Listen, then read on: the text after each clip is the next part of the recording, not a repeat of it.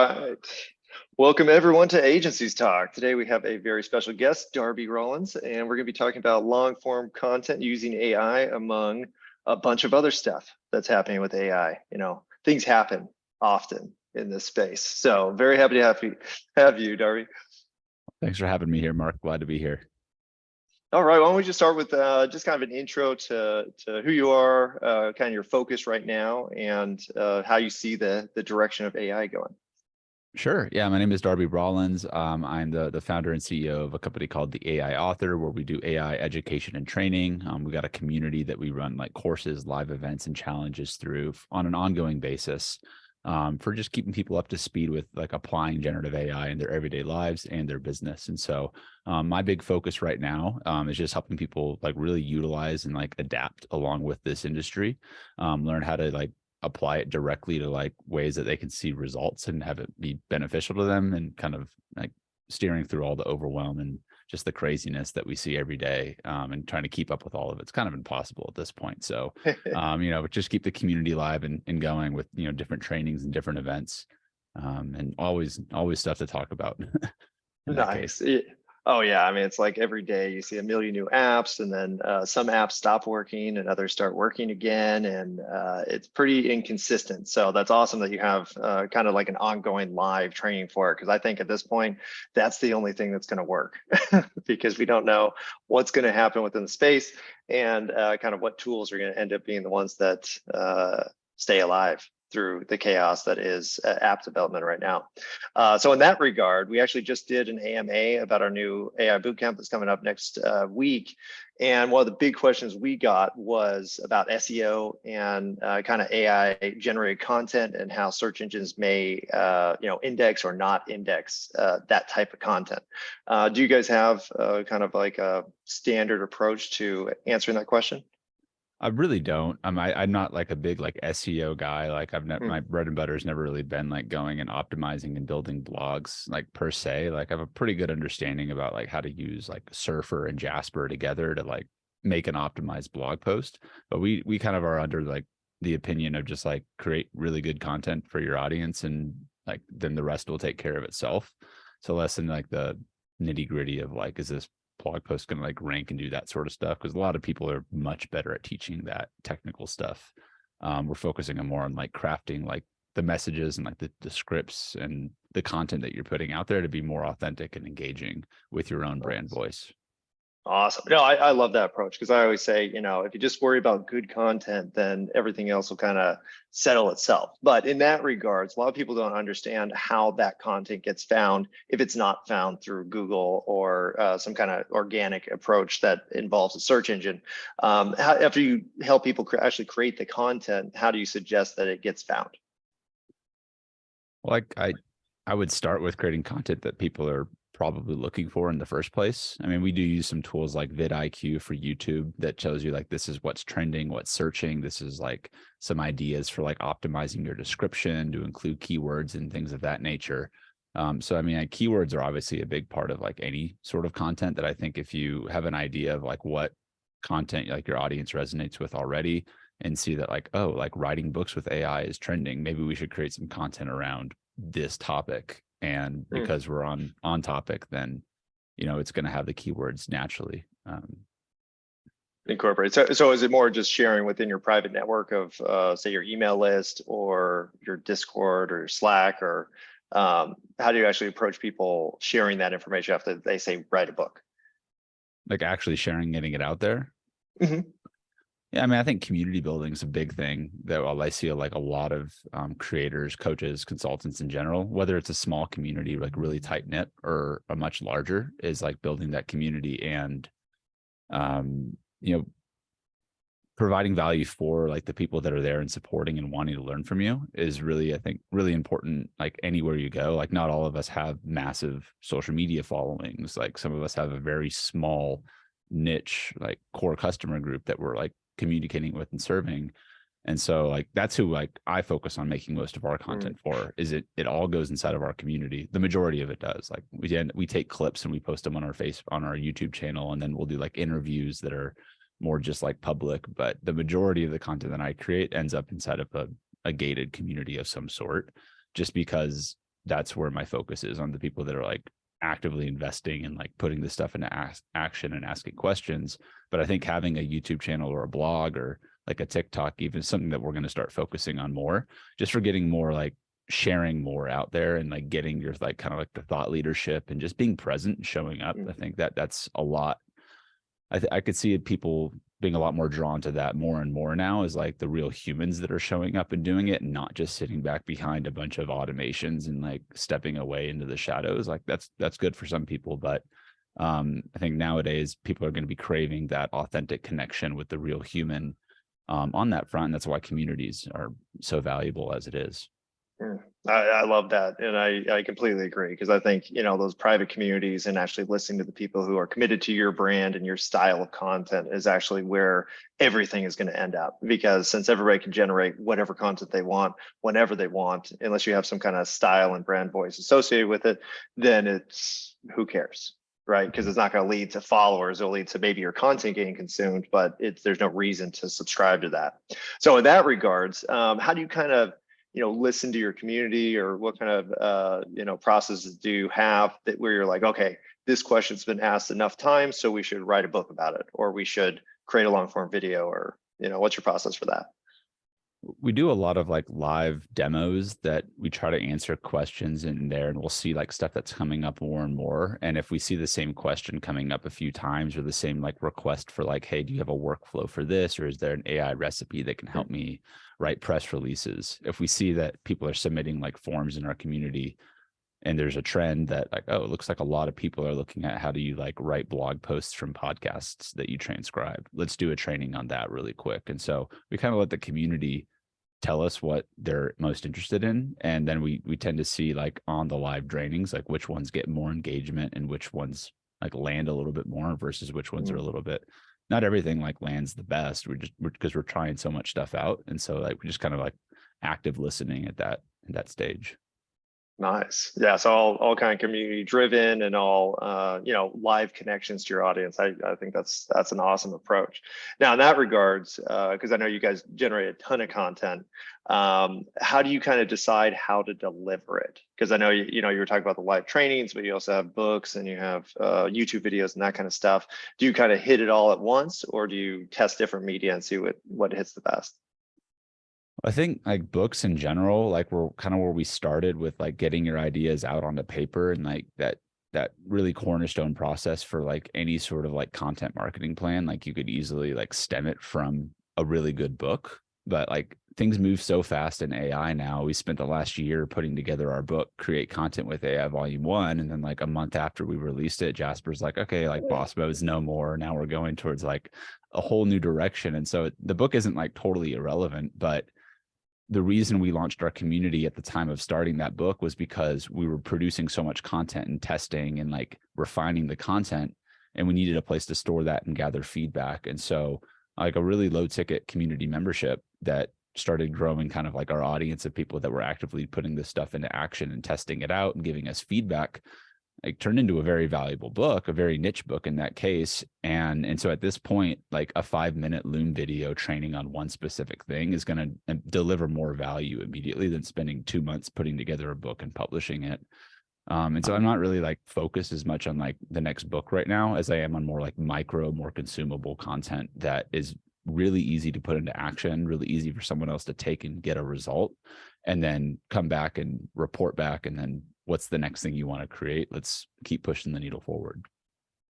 That makes sense. And I actually ran into the same situation, because I had planned to come out with a book in the beginning of the year, and then things just started happening so fast where I was like, okay, I'm going to miss the boat if I don't just start publishing all this content as articles or some other type of shorter form.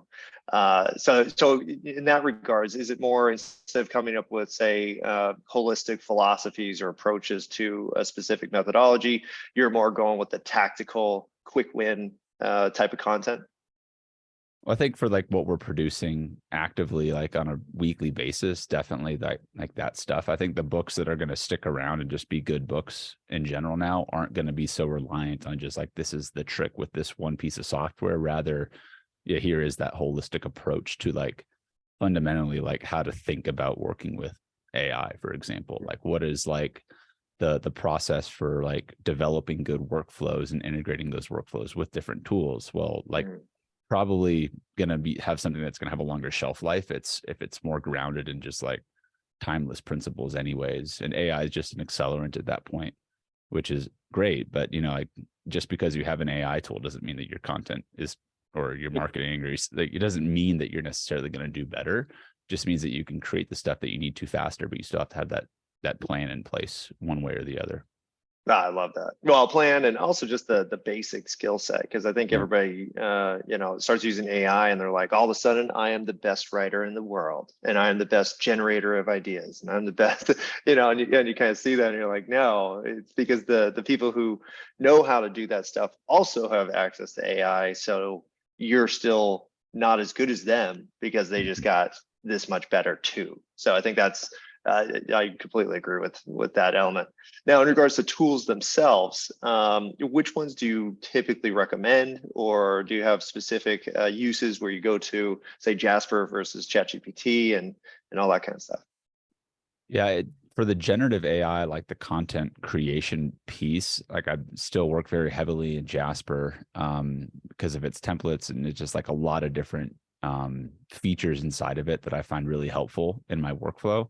But I use it in combination with ChatGPT, and I just recently got access to Anthropic's Claude as well, and so I've been playing around with that, and it's giving really nice outputs on that front. So kind of getting a vibe of where that's going to fit into the workflow. But I mean, those are like probably the core tools that I use for like the actual content, like the words being generated. Not using Jasper as much right now for the art piece, though I know that it can do like pretty solid art. I just don't do as much art generation myself on a daily basis, but I am using a few other tools that I find really, really like, I'm excited to see where they keep going. One is called Gamma. It's like gamma.app. And like you can take an entire outline for like a keynote presentation, for example, and then you can upload it to Gamma in text to presentation, text to website, and it'll basically take that text in your formatting and turn it into a full-blown presentation in like seconds, basically. And so kind of nice to be able to take the content you create to then put it into slides without having to, copy paste back and forth. And you can very quickly like get up different presentations and things like that. And some of these tools have the art built into them already. And so, I mean, like just that workflow of being able to like think about an idea, outline it, sketch it out. Maybe you're using Jasper and ChatGPT, and then how do you get it to that final production quality? Like that's just one of the tools that we're exploring, but I found that that's very helpful in the time-saving aspect.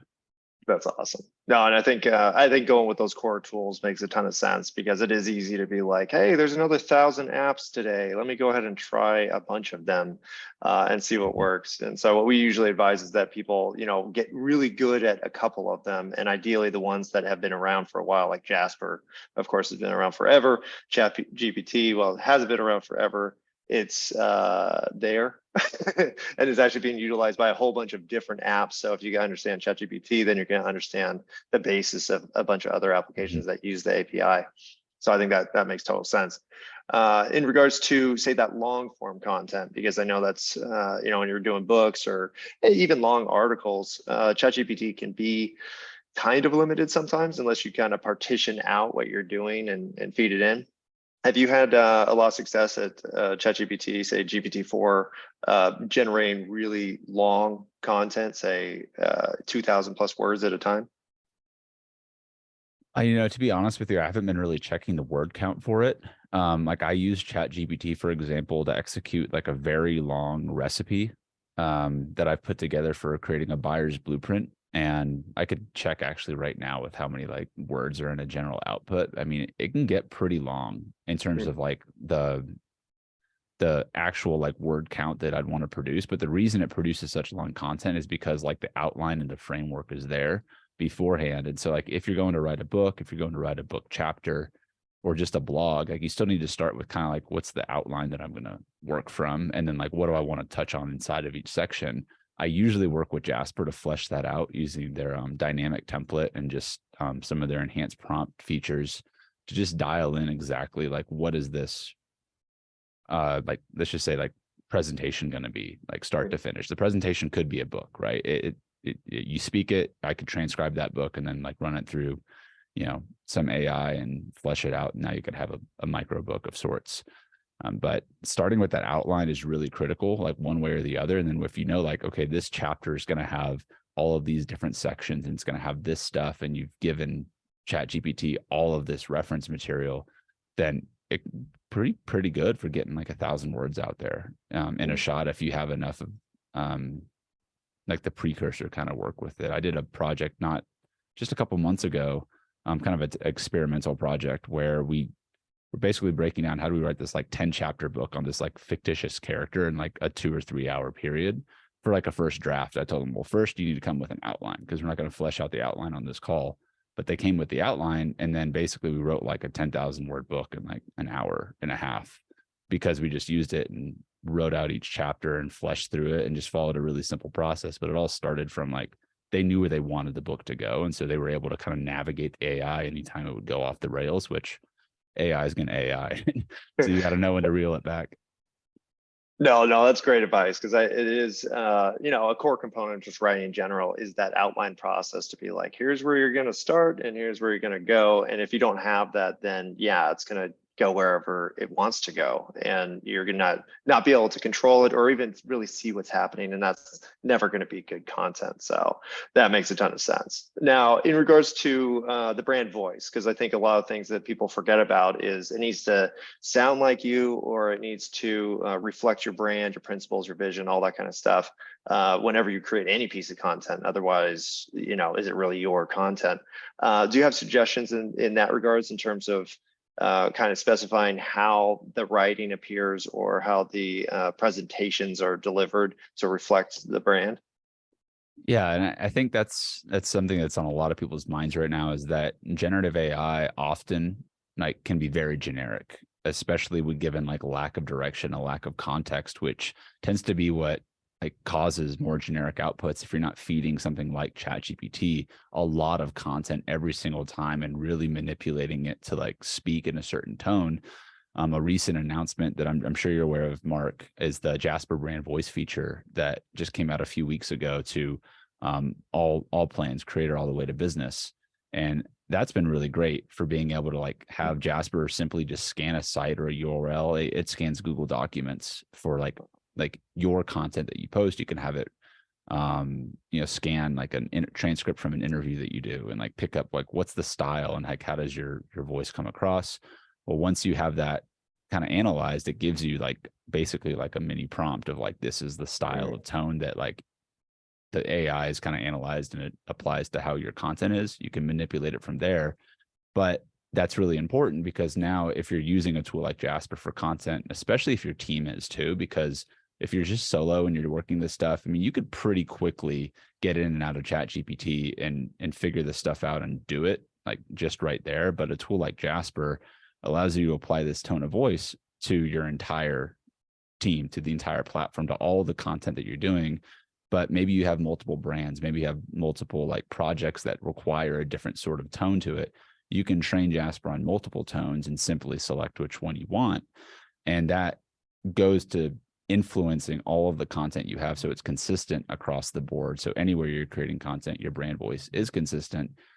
It's not always just like light bulb, this is my tone, it's here. It takes time to kind of refine it. And so it's what a lot of what we're working through right now as we're experimenting these new updates is like, what does your like AI memory bank look like? How are you feeding AI the right information consistently and having it reference facts versus just like fictional things about your product or brand or otherwise, and just maintaining consistency and being effective in this process across the board.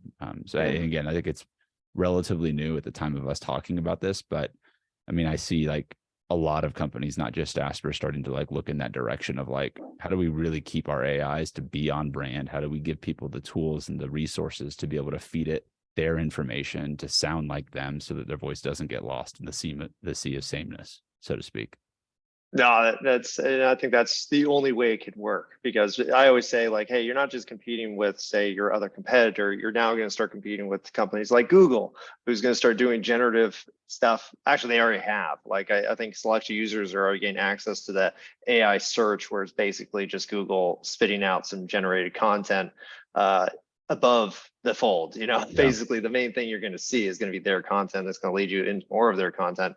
So if you don't have that brand voice and you don't have a reason why people come to you, which should be they like how you speak, they trust you, they expect, they've seen your stuff in the past and they know what they're going to get as long as you maintain that voice. Now in that regards, I've actually tried a few different ways, as in like, hey, I'm going to feed AI a bunch of articles that I wrote, and then I'm going to say, hey, analyze the style, summarize how it's written, and then I want you to write this concept using that style. I tried that with articles, and I also tried it with a transcription from a presentation I did. And what I found was that the presentation, actually, the writing that it made off of the presentation transcript was actually better than it just analyzing my actual writing. And so what ended up happening was the content that spit out after the transcription sounded a lot more like my writing than my writing did. So have you found that feeding AI a certain type of content actually leads to a better results in regards to brand voice? I think so. And because it doesn't always have to be your content, but if there's a style or a tone that you're going for, which is why you said is there a celebrity that really personifies your brand voice? Well, some of their content, a lot of their content's been out there. You can manipulate your own brand voice based on influential speakers, celebrities, people that have a lot of content and already a solidified brand voice. That might be a shortcut to just narrowing in, this is the style that I really, really want and jive towards. No, I love that suggestion too, because I think it's, characters or fictional characters have been completely thought out. Their backstories are their backstories, and you kind of know their decision-making structure, which always reminds me of Westworld. I don't know how many people watched Westworld, but I'm like, oh my gosh, every person is just a single book because they make their decisions the same way every single time, which is actually kind of what I'm seeing being reflected in the development of actual AI, which is super interesting. On that topic, is there any kind of fiction or kind of prediction of the future that you've seen where you're like, that looks like where we're headed right now? I'm just asking for me because I think about that all the time. I mean, I feel like we were just talking about this in a call this past week, in the world that we're living in right now, is if there's not a tool that's already out there and doing what you want it to do, just wait a week and just wait a week and see what happens. It's interesting because where I see just what I'm right now point blank is that not really anyone knows what to do, because it's moving so fast. Of course we're all out here exploring and trying to figure it out and doing our best to consume and learn how to apply this stuff. But I mean, you're talking about companies of all sizes that are just looking at this and how do you shift an entire organization with this industry that's moving so fast and integrate it into your enterprise level business, which there's a lot of moving parts there. And so what I'm seeing, the people that are succeeding and are able to maneuver this are able to not only create, but adapt as the industry creates at a much faster rate. And then they're taking what they're adapting and then they're going and producing content with it, reviewing the results, and then going back to creating and adapting, and we're just repeating this process. But there's not really the cushion to just sit around and watch the world pass you by here. I mean, sure, you're more than welcome to, but the train is leaving the station. And if you're not on board and up and ready to keep up with everything that's going, then I just see a lot of people getting left behind, so to speak, in terms of where they're at with their mind and being able to adapt to the quickly changing, every single app, all these different updates is we have to be able to be adaptable and flexible and maneuver around this. And so training your mind to think and process and operate with these tools is going to lead to more success, as more tools just make certain jobs obsolete. They open up new opportunities for you to put tool and tool together. And so just a lot of unknowns. And so if you want to stay ahead in this game, you just got to, be quick and be ready to run and, just do your best to keep up as all of us are. No, that's an excellent suggestion, because I think, just not being afraid of new stuff and trying to keep up. It sounds like a innocuous statement, but it actually means a ton, because trying to keep up means that you've committed to change, and you're like, okay, I'm gonna try to keep up with these guys that I see on YouTube or TikTok, or all these creators that are coming out with AI, tutorials every single day. You're like, man, how do they even do that? But it's just that effort that they're making to try to be there. And the cool thing is about right now is that we're all on the same page. I don't think there's been a time in history, at least in the last like 30 years, where it was like this group knew this information, and so they were able to take advantage of all these things that happen. Now it's like nobody knows anything about what's going to happen. And so as long as you're in the game, then there's a good possibility that whatever you come up with could be the thing that everybody refers to. So I love that. And I love that, just not being afraid, because if you actually look in the past 20, 30 years, people were not on board with cell phones originally. Like, oh, why do I need access to a phone all the time? There were people like that. And then all of a sudden, okay, then you get the bell curve going and everybody got on board. Same thing with the internet, same thing with social media. But I do think right now the biggest difference is that this tool is so game changing and just so useful that you can't not figure it out, or you're going to be stuck relying on other people's tools, which are, God Mode and AutoGPT and those types of, I call those kind of next level AI, because they're generating their own prompts, and you just need to know how to give it objectives that make sense and are applicable. Do you have any experience with, say, AutoGPT or kind of those objective-based AI versus prompt-based? I haven't spent a ton of time with them. I've played a little bit around with one tool. It was like a weekend ago. I was messing with it a bit, and it was nice. I think it's got some way to go before like it kind of clicks in my head with where I'm going to use it specifically. But part of that is like I kind of try to intentionally put blinders on stuff as it comes up. If I know that like it's not gonna, like right now, what do I need to focus on to like move the needle? And some of this stuff is like, there's just so much shiny objects out there right now. And not to say that this isn't where things are going, but there's a lot of people trying to figure out a lot of things. And so I follow people that I know are doing a lot more with things like AutoGPT, and they're doing some really, really cool stuff. But not quite to the point where it's like I'm seeing the direct application for specifically what I'm doing. And so I'm just not spending a ton of time like on that otherwise. And I'm focusing more on like some of like the probably more entry level stuff inside of our community right now. Not the entry to say like, it just, so many people are coming into the space that it's easy to get to the point where everything like that you've been putting into practice and learning for yourself. And if you're like, you're not sharing it, you're putting into practice, like there's nothing wrong with doing that at all. But there's a huge wave of just humans that are coming into this, like, where do I start first? And so like, kind of like, how do we get someone from 0 to 1 in this world for like getting a good foundation of how these tools work, how to operate, how to think and communicate between the AIs and like doing what you need to do. And then from there, it kind of octopuses out to like the endless possibilities of what you can do. And so like identifying again, like, what is your core workflow? What do you need to do every day or every week that might be automated by AI? Figure out those like key components that are taking you time right now and just focus on that, like, and just get it good at one. Once you get like something solid set up there, then like, pull your head out of the sand and go and look at some other things and then figure out where, I want to put that back in, and say, pull your head out of the sand, like just focus in, get something done, learn, implement, and then, start to take on some more stuff that can help, with speeding up your workflow.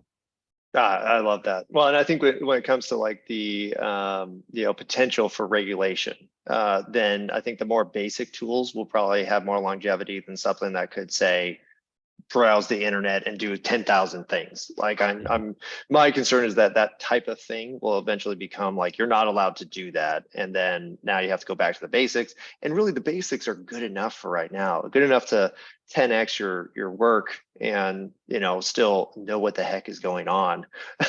Now, in that regards, because you are using AI so much for content, how do you deal with kind of credit? Because I've heard some contributors kind of cite their AI, like, hey, this part of this document is actually generated by AI, and they'll kind of source it, just like citing any kind of research that you do. Do you have a policy for citing the use of AI, or do you just not disclose it? Like, what's your best practice in that regards?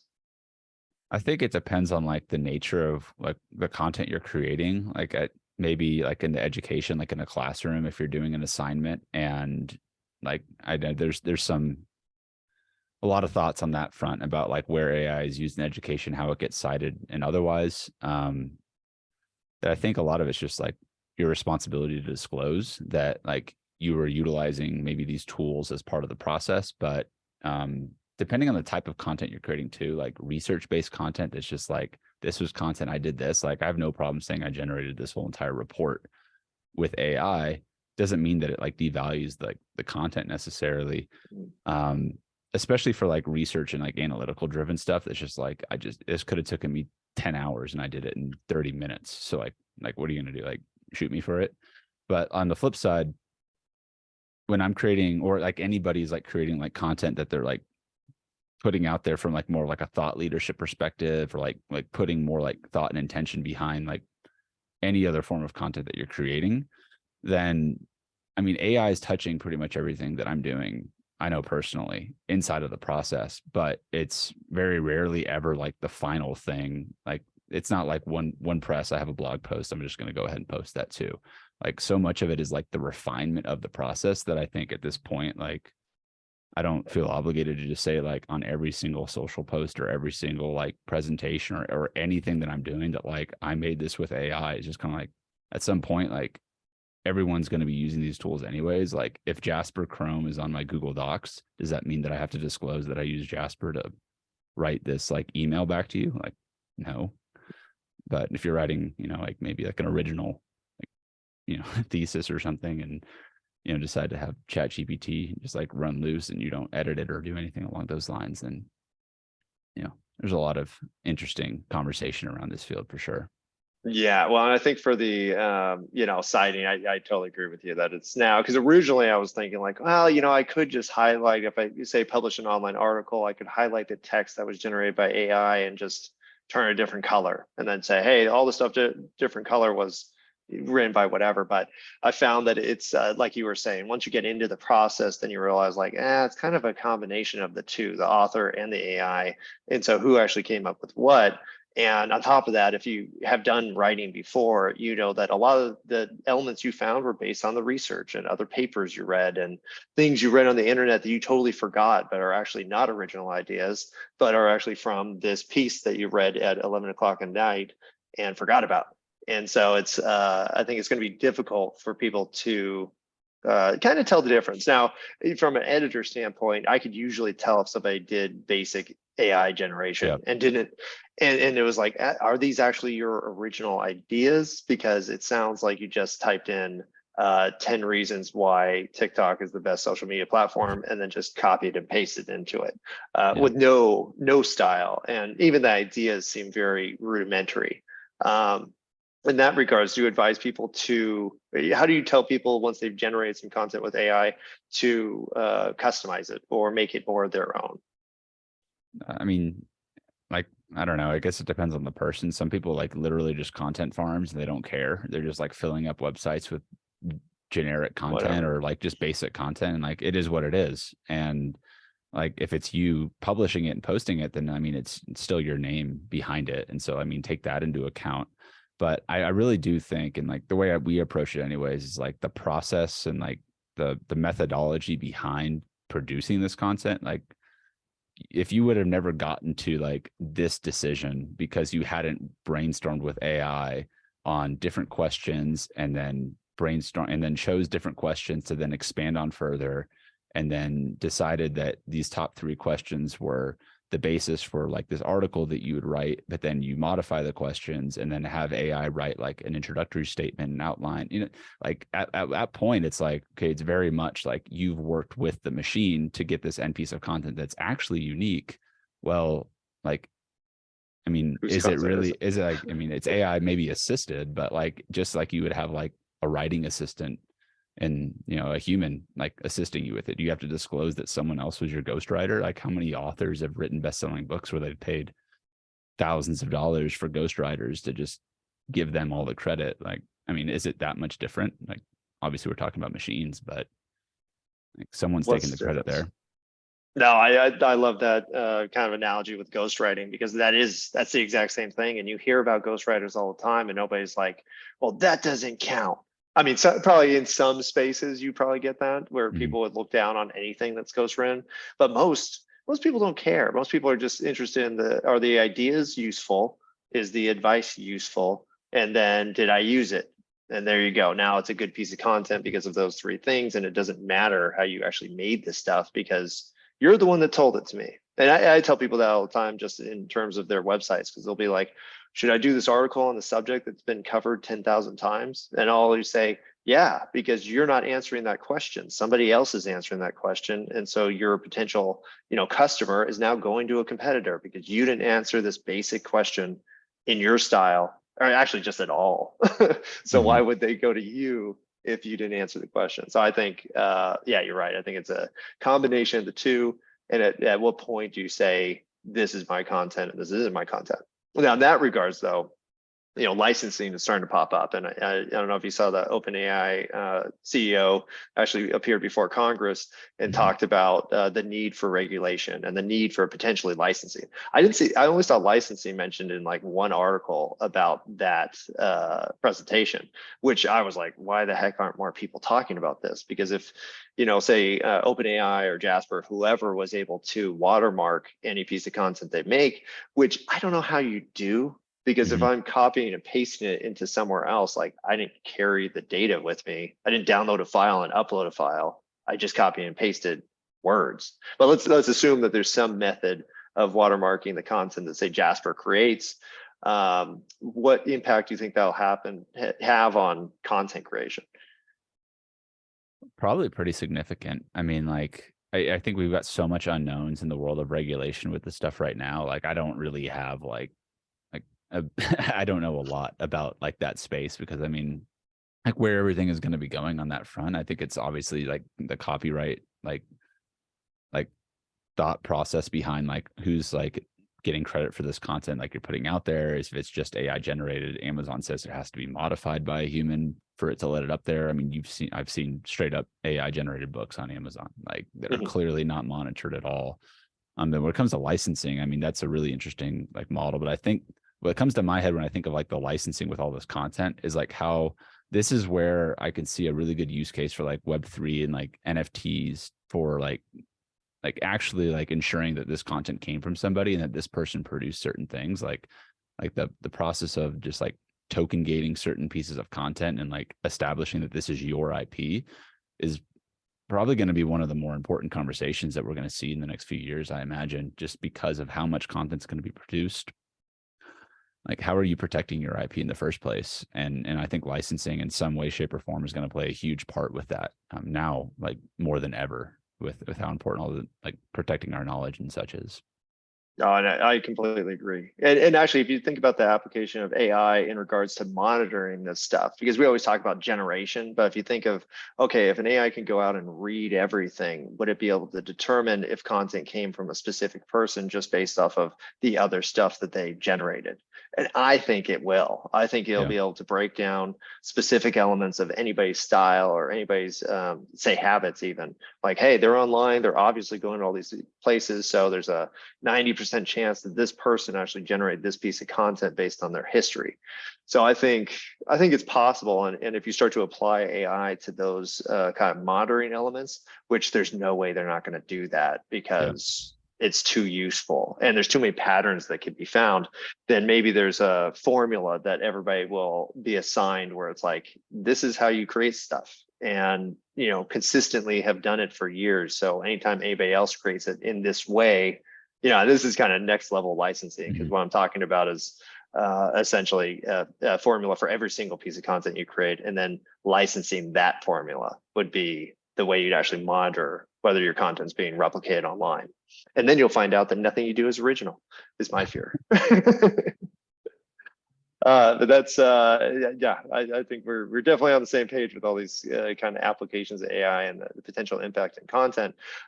We do have some questions, and I've sucked up all the time, so we'll go ahead and start asking those. Michelle, do you have a list, or should I just start with the axles? Go ahead and start with Axels. Okay. So Axel asks, we have to reinvent our business from time to time anyway. Why not using AI? Oh, that was a statement. That wasn't really a question. I saw the question mark and I was like, oh, okay, yeah, that makes sense.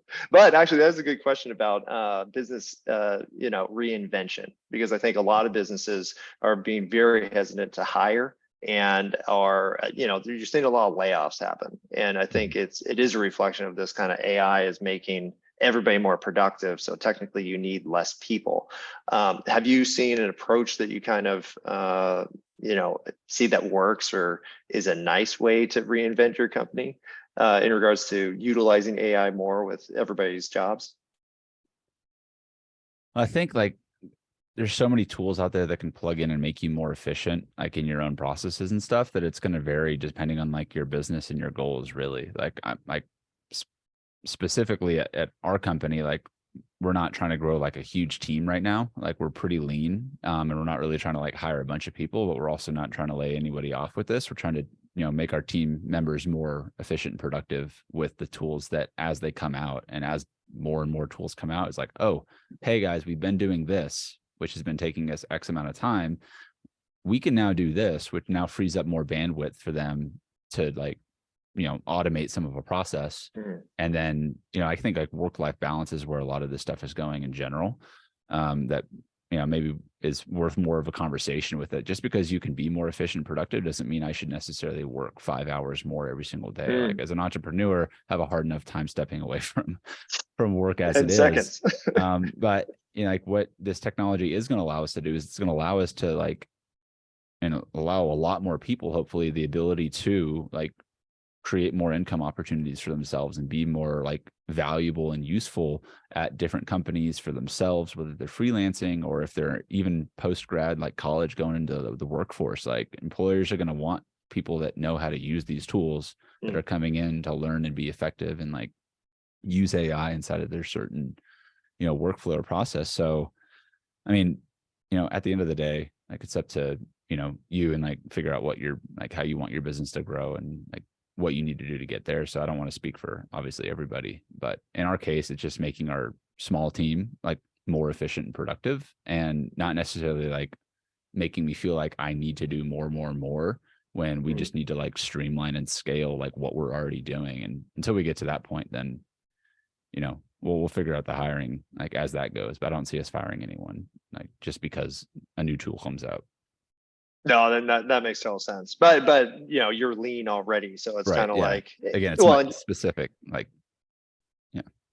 yeah, well, that makes sense too, because I think your team has to be on board though, because a lot of people, if they aren't open to it, or a lot of people just don't have a base understanding of how it works, and so it's really difficult for them to start adopting. Because you'll see some people like, I tried ChatGPT and it was crap. It just generated useless stuff, and all that's saying to me is like, okay, well, you don't know how to prompt, or you don't understand what it's doing, or maybe you don't have very good ideas. Like Well, I think it says a lot. well, that's a good point, because something that I think every company like should have at it is like somebody who's championing like learning the AI stuff. It's too much for everyone at a business to like figure out on their own.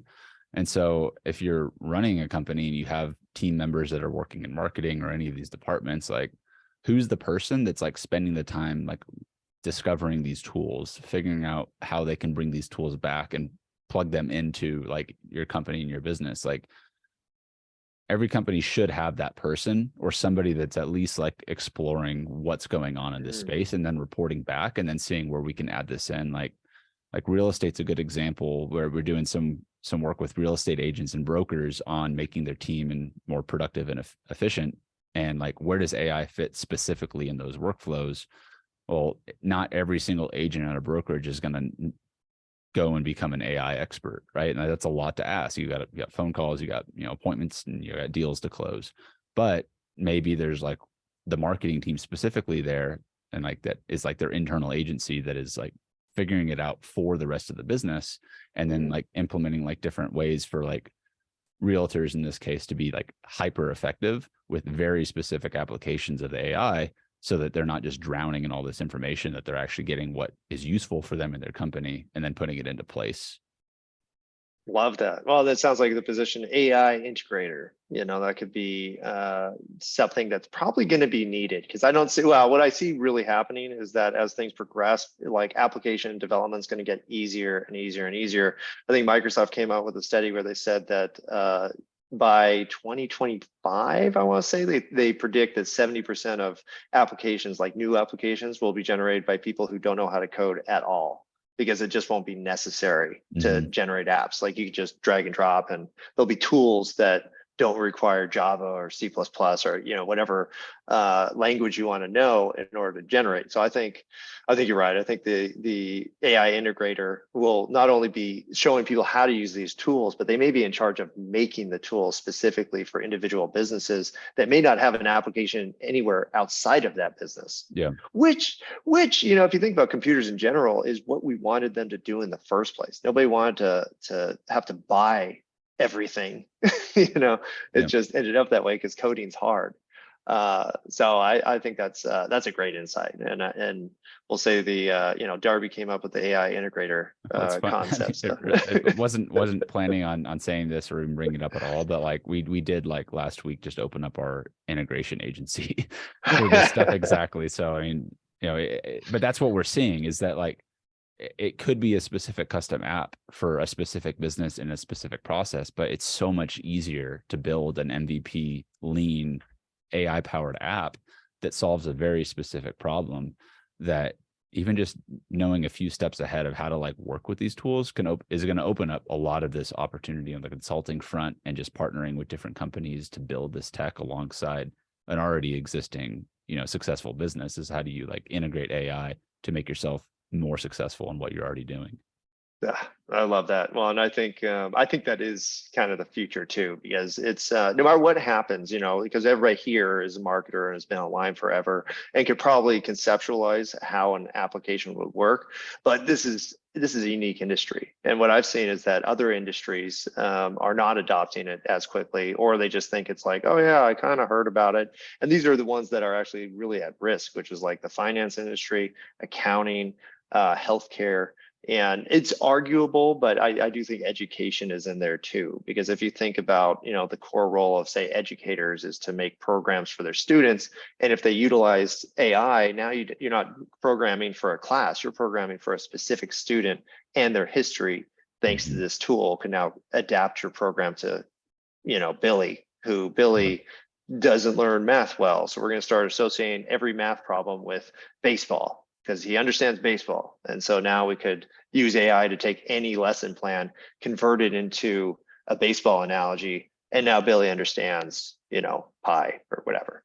So yeah. I think that is the future. And I think it's, even for marketers, and even though we know what's coming and we're kind of getting on top of it, we're unique, and really every business is going to need this. So I don't think we have to be too worried.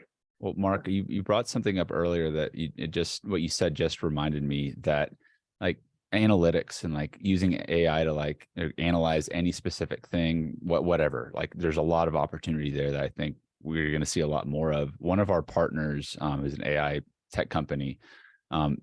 Their platform uses AI to help like with essentially, it's called micro coaching, is like analyzing like the micro behaviors that make people like do things on a daily basis, but using AI and the micro coaching process to essentially change habits. And if you change like certain habits and behaviors as a human, after a number of habits that you change, you're creating effectively a different human as well, and making a better human at that same time, if you're installing good habits and making those changes that are making a big impact. And we're using like obviously generating AI with their platform as like one angle for it. But like what we realize is like what is going to like limit a lot of people in the world of AI as you're learning how to like actually use and apply it isn't just like, oh, what's the right tool? Like it's never going to be just the right tool. It's like, how are you operating in your life, in your business on a day-to-day basis to produce the results that you want? If you're not producing all the results that you want, what's holding you back from doing that? Well, like the AI alongside of this methodology is very effective for identifying, like, you said this means this, that means that. Well, maybe we need to go a little bit deeper over here, right? And then you're kind of step by step, like micro learning across the process. But like the more data we get from working with more people on that front, the more habits get changed, the better humans come out on the other side of things. And so like ultimately, again, if you can train the human mind to work in collaboration with AI and just become a better human at the same time, then I think we're going to win. If that's one of the things that we're focusing on, I think it's a really effective way for AI on the analytics side to help with, changing the world for a better.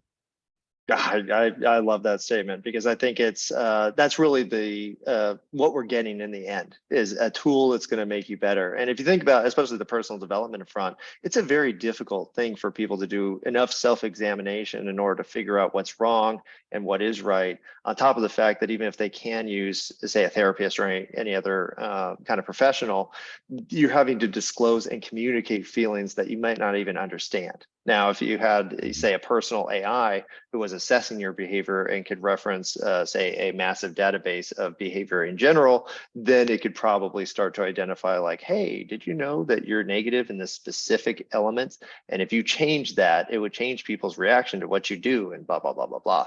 And it's not even a new concept, because if you look at like Halo, Cortana, this is all nerd talk here, but the personal AI that's helping you accomplish things and helping you do things doesn't make the character useless, right? It makes the character more useful and better and improving and all this kind of stuff. So I think that's genius, and I think it's that's what's going to end up happening, is we're all going to have our own kind of AI that's feeding us the information that we want in the way we want it, and then helping us in any way that we want, just by providing information without us having to search out the information each time and hope that we know what we're looking for. Because a lot of times we don't. And the way we improve is really just stumbling into things, trying things, failing, and then trying more things. And it could help shorten that process. It's not going to make it go away, but could definitely improve the effectiveness of humans in general. But people are scared of that. They're like, Yeah. it's going to make me do things. It's like, I don't know. Is your life going perfect? It's like, no. Okay, well, maybe this will help. I think that's a good way to look at it.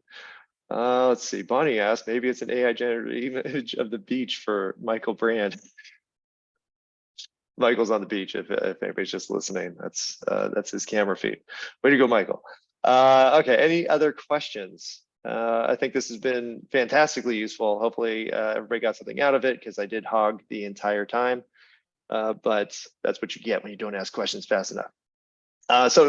Darby, where can people learn about you? And do you have anything coming up soon? I know you do a lot of live trainings. Maybe there's a program people could get involved with.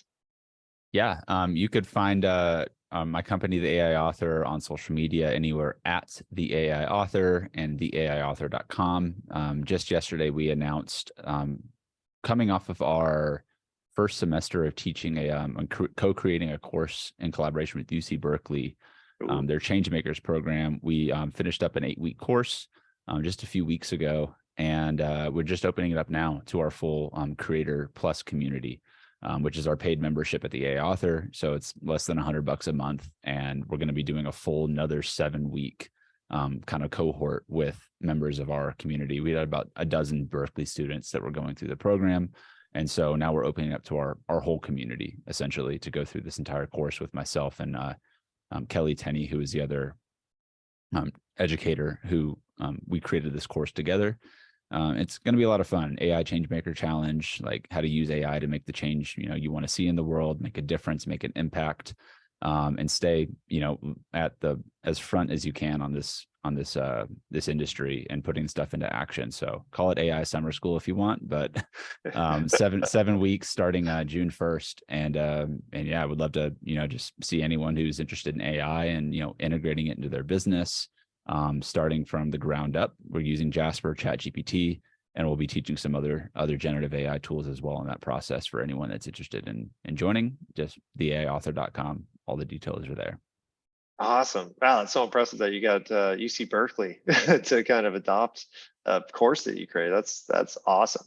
Actually, and you were a contributor to our last AI bootcamp. We're going to be starting the new one next week, and we'll probably have to talk about that after this, because I think, I love your insights and approach to AI and kind of what's coming next. And I think you have a very practical kind of idea of how it's going to be used. So thank you for your insights, and everybody check out Darby. He's awesome. And if you want to know more about our bootcamp, go and check out DigitalMarketer.com. We do have our new AI accelerator coming out. If you saw it before, Darby was actually part of it, and we're using a bunch of tools. This time we're focusing 100% on just ChatGPT and kind of refining our frameworks and our approach to utilizing that tool specifically. So go and check that out, and look for Darby too, because I'm going to talk to him about doing a session if he has time, not doing his AI summer camp. All right, Mark, thank you so much. Thanks for having me. Awesome. And thank you all for listening. We will see you next week. Tune in again, and that'll be 12 p.m. Central every single week. 11 a.m. Central. 11 a.m. Central? Is Yes. it? Oh, crap. I totally messed that up. Yeah, 11 a.m. I was like, Yeah, it's 12 9 o'clock right 12 p.m. now. Eastern. On Fridays, 9 too, a.m. not every day. I'm gonna head out. Have a great day, everyone. All right. Thanks, guys. Cheers.